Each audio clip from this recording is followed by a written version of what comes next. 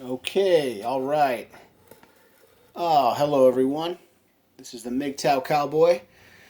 The Mgtow Cowboy here, coming again from Chicago, Illinois. How are you guys doing? You guys doing all right? I hope so.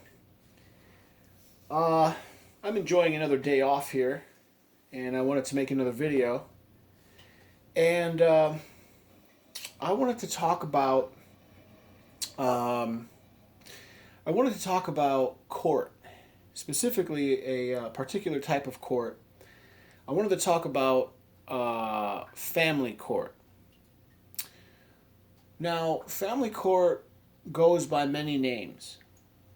Family court, well, first, I should preface all this by saying I want to talk about how family court relates to the wider world. I want to talk about how family court is related to politics, where it is on the political spectrum, and what it means to men, what it means to the Mgtow community, and how we should view family court.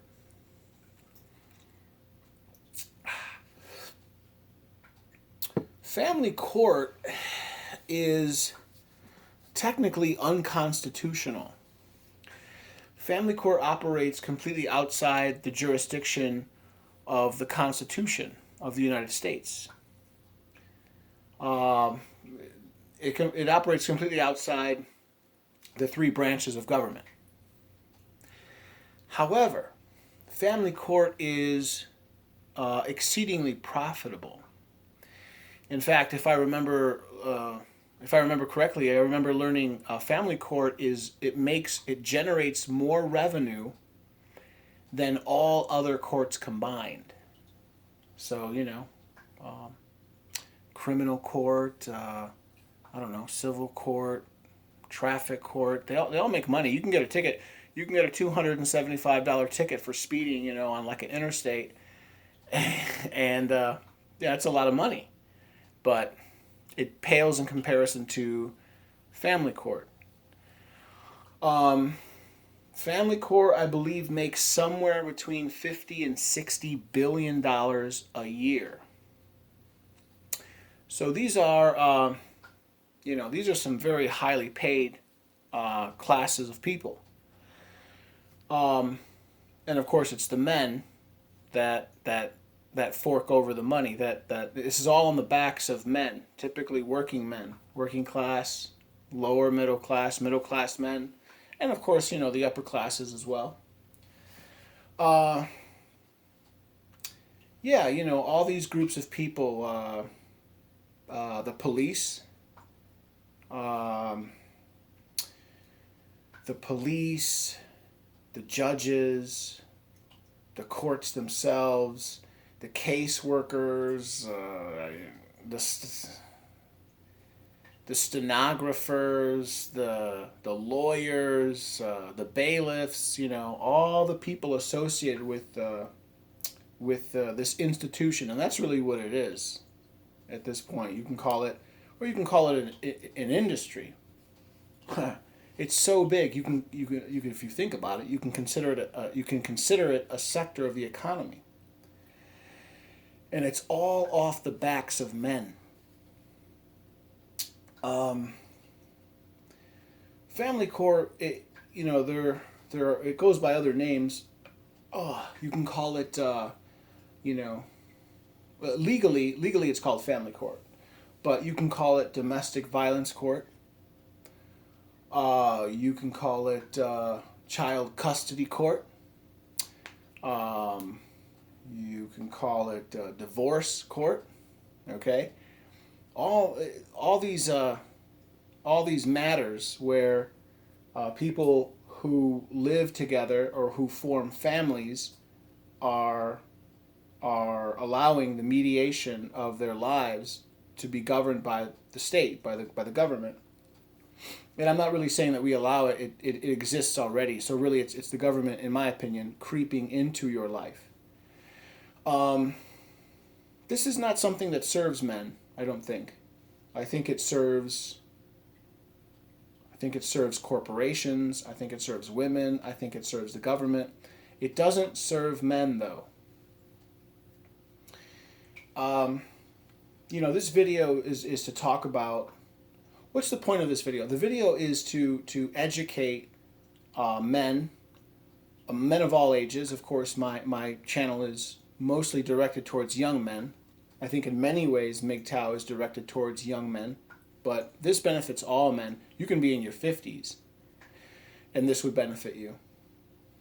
So what is divorce court, or what is family court? Family court is essentially a court that grants all kinds of powers to all the other parties besides men. And it's used to transfer wealth from the man to the woman. And this is administered by the court, by the governments. Why is this important to Mgtow men? Well, the single biggest reason is you want to get to a point where you avoid. I mean, I'll just come out and say it flat. As a man, in general, in the Western world, when I say the Western world, I mean the Anglosphere, but not even. It could also be, just European countries, most countries now that speak any kind of European language, so even Spanish. In Mexico, the laws are very gynocentric. South America, Central America, United States, Canada, all European countries, so, Spain, France, Britain, Italy, Germany, the Scandinavian countries, former British colonies, the Commonwealth countries, South Africa, New Zealand, Australia, Western countries. These same laws are pretty much copied and pasted in all these countries. And this is a good time to bring up, I think it's called the Duluth model, or I think it's called the Duluth model of domestic violence. The Duluth model of domestic violence is a model of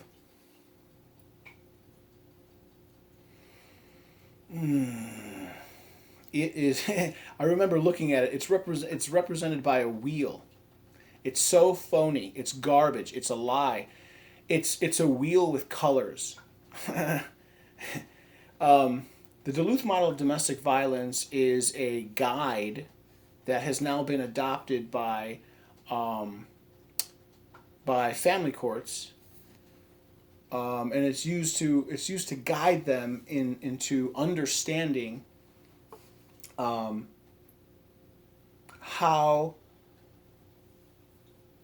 men and women should be looked at or perceived. The Duluth model of domestic violence posits the idea that, well, you have to understand that the Duluth model of domestic violence comes from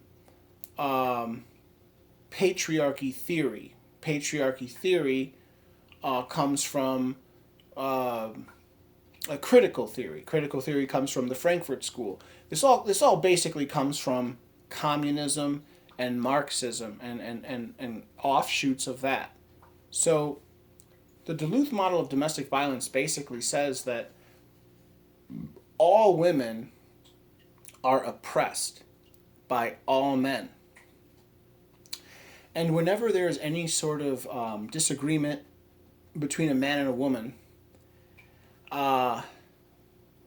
whenever there's any sort of physical altercation between a man and a woman that live together, so it doesn't have to be like a husband and a wife, people who just live together in the same house, the government, the agents of the government, so the police, the people that you call and they come and investigate what's happening, they are to legally consider the person who is larger in physical size to be the automatic abuser. They are to be considered the person who is most likely to be the aggressor. And of course, as we all know, humans are a sexually dimorphic species, right? We The male is typically larger than the female, taller, bigger. They weigh more. They have broader shoulders, right? Women are more diminutive, right? They have more supple skin, less hair, smaller in stature, and so on. So, you know, the law is basically put in place to say, in no uncertain terms, that the man is the bad guy and the woman is the good guy, or the good person. The woman good, man bad. Now, here's the problem with that.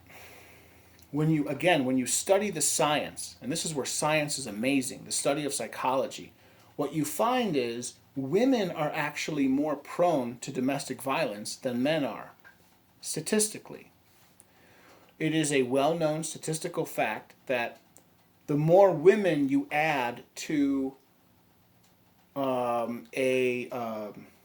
relationship, let's call it a romantic relationship, the more violence the more violence occurs, and the more extreme the violence. For example, so there's basically three types of romantic relationships that occur or that exist between humans. One is, and we're going to move from the fewest amount of women to the most amount of women. There's only three. The first one is where there's no women. You have two men, right? That would be two gay men or two homosexual men.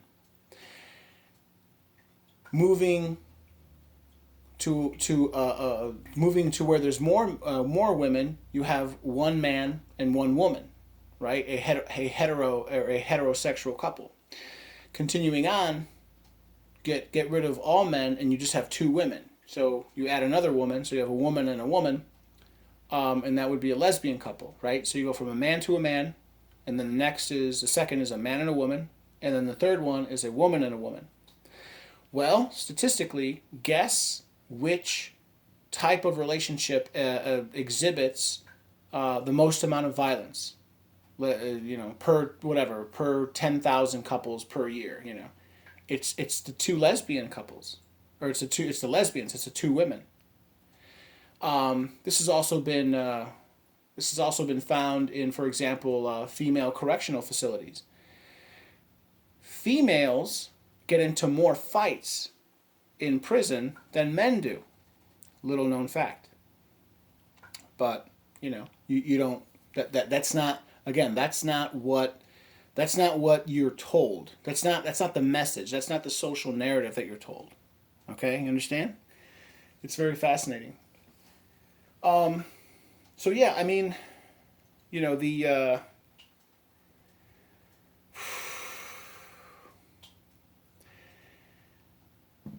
ultimately what I'm saying is family court is corrupt. Family court is based on the idea that men should always be assumed to be the guilty party, when in fact the science shows that women are more likely to engage in domestic violence. Here's another idea, and here's another interesting tidbit of information. Did you guys know that when it comes to child abuse, which parent is more likely to engage in child abuse against children, the mother or the father? Take a guess. It's the mother. Now the feminists, they come back very quickly and say, oh well, that's true, but it's these men they neglect their families, they abandon their children. It's only the mothers who are taking care of these children anyway. But that's false. Or that's actually true. The women typically give more nurturing to the children, but that doesn't excuse the fact that women are just more abusive. Women are just more abusive physically to their partners and to children.